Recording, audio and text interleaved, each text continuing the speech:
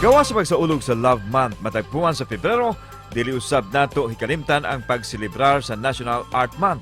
Tinguhan ini nga hatagan og pagtagad ang kamahinungdanon sa art, ilabi na sa atong kasaysayan. Kay matud pa, nahimong mas mabulukon ang atong kultura, tradisyon, ilabi na ang kasaysayan nunod sa art. Dako usab ang natampo nini sa atong inadlaw-adlaw nga panginabuhi. Subay nini atong saluduhan ang atong mga Filipino artist nga padayong naghatag og dungog sa atong nasod tibok kalibutan. Usa na nini ang Cebuanong artist nga nailana sa nasod sa Netherlands nunod sa iyahang kabansay sa natad sa art. Busa ato siyang hinabion karong buntaga dinilang sa GMA Regional TV Live. Gawas nga naila ang buwan sa Pebrero nga Love Month na ila usab kini nga National Art Month. Pagpahinumdum ka nato sa kamahinungdanon sa art, ilabi na sa atong kasaysayan. Busa hisgutan ta kini karong buntaga kauban ang respetado ug naila na nga Cebuano artist nga nakabase karon sa Netherlands, si Mr. Victor Cantal. Maayong buntag, maupay nga aga Sir Victor, ug welcome dinhi sa GMA Regional TV Live. Happy National Art Month. Sir Victor, what keeps you busy these days? Good morning. May buntag po ninyo diha. Daghang salamat sir sa imong pagsanong dinhi sa buang programa. Busa, let's talk about National Art Month.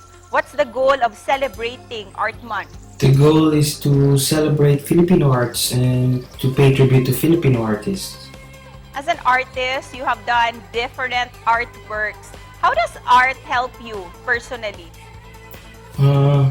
Art is like a spiritual thing for me na makapakalma, makapalipay. It also makes my brain work kaya magsigil ako guna-guna unsay sunod na akong buhaton, unsay sunod na akong i-paint, unsay sunod na akong i-drawing, or unsay sunod na akong suwaton. Being recognized with your great art in the Netherlands, how proud are you bringing the name of the Philippines? Always proud mo dyan kung mukiri sa Philippines, sukad-sukad. Isa nimo pang pangutanon akong mama. Your painting entitled Rice Eaters, it shows a real situation happening in the society. Unsay mensahe nga gusto nimong ipadayag pinaagi niini? To be honest, ang original photo is not very sunny. But somehow, ang painting na-transform siya to something positive. At least, mo na giingon sa photographer nga si Jess Asnar, mo siya nakakita sa painting. Siguro na-translate lang ang akong general disposition in life dito sa painting. Din ang mensahe mo ang kalipay sa pagsasalo-salo, uban sa pamilya, magkinamot o maglingkod sa salog. Ug karon nga naila na ka sa natad sa art, unsay mahatag nimo nga tambag ngadto sa daw na wagtangan na og interes sa art? Get inspired, bisita sa mga museums, tanaw mga art books sa hilabi na about Philippine art. Dayon, inig gamay beer, Sharo. Para nimo sir, nganong kinahanglan nato hinumduman ang National Art Month matag tuig, ilabi na dinhi sa Pilipinas?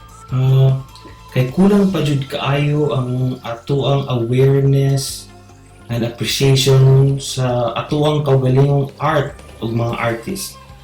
Medyo may pagka-outward looking gani kayo ta, mas kailapatan ni Van Gogh kaysa ni Martino Abellana o ni Benka. The fact nga daghan pa sa atong mga ginikanan ang moingon nga unsa ba ning makuha ng mag-painter ka, theater artist, singer, dancer, nagpasabot nga sekondary na jud atong pagtanaw ani nga profession, murag hobby lang. Ikaduha, kinahanglan i-highlight ang mga achievements sa mga artist o ang Filipino art itself. Ikatulo, nindot po siya nga opportunity nga mabutang sa spotlight ang mga up-and-coming o mga lesser-known artists na parehas namo. The more people nga makahibaw sa among gipambuhat, the more among chances nga sultion sad mi. Ug isip pa na po, unsay mensahe nga gusto nimong ipaambit sir ngadto sa ato ang mga kapuso viewers? Para sa mga pa-art para ibigin, ayaw, undang o practice. Para sa uban, support local. Kung magpahimo og ganimong art, ayaw intaw ng libre. Ayaw mo pag-expect na free kay dili intaw ni siya hobby. Panginabuhi sad intaw ni sa mga artist nga ilang gihaguan. I'm fine, thank you. Daghang salamat, Sir Victor, sa paghatag og panahon karong buntaga.